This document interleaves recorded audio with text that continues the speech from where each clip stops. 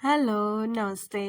So, మేమింకా shift అయిపోతున్నాం కదా! అరుణాచల్ ప్రదేశ్ నుంచి డెహ్రాడూన్‌కి. ఇంక సామానన్నీ కూడా బట్టలన్నీ నేనిలా ప్యాక్ చేసి ఒక రూమ్‌లో పెట్టానండి. అండ్ మా సామాను నేను కొన్ని ఐటెమ్స్ వచ్చేసి బాక్స్‌లో పెట్టాం. కొన్ని ఐటెమ్స్ కొన్ని కార్టూన్‌లో పెట్టాము.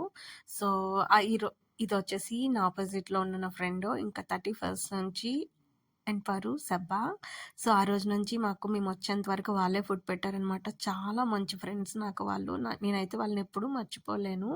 సో, అండ్ అంటే నార్త్ వాళ్ళతో నేను ఫస్ట్ టైమ్ ఉండేది కదా! అండ్ చాలా మంచి వాళ్ళు వీళ్ళు. అండ్ ప్యాకింగొచ్చేసి ఇంకా వీళ్ళు కూడా వచ్చేసారు. ఆ రోజే ఇంక పంపించేద్దామని ప్యాకింగ్ అయితే చాలా మంచిగా, చాలా చక్కగా చేశారండి. చూడండి మా సోఫాని గానీ, నాని మ్యాట్రెస్‌ని అండ్ రిఫ్రిజిరేటర్‌ని, బెడ్ టేబుల్‌ని చాలా చక్కగా, చాలా నీట్‌గా వాళ్ళు ప్యాకింగ్ చేశారు.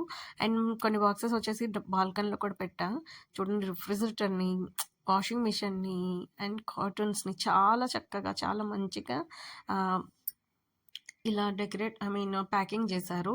సో, ఇక్కడొచ్చేసి నాని డ్రాయింగ్ టేబుల్‌ని అండ్ స్టడీ టేబుల్‌ని కూడా ప్యాక్ చేస్తున్నారనమాట. బట్ ఇక్కడికొచ్చేసరికి నాని డ్రాయింగ్ టేబుల్ అయితే మాత్రం చెల్లాచెదరైపోయింది. ఫైనలీ ఇంక ప్యాకింగ్ అయిపోయి సామానన్ని కిందకి షిఫ్ట్ చేసేసారు. అంటే లోడ్ చేసేస్తున్నారనమాట.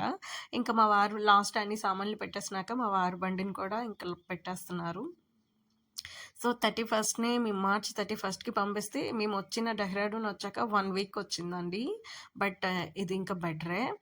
మేము బెంగుళూరులో ఉండేటప్పుడు అరుణాచల్ ప్రదేశ్‌కి పోస్టింగ్ వెళ్ళినప్పుడు అక్కడి నుంచి పంపిస్తే 20 డేస్ ముందే మేము పంపించాం సామాను. సో, అంత టైం పట్టిందనమాట.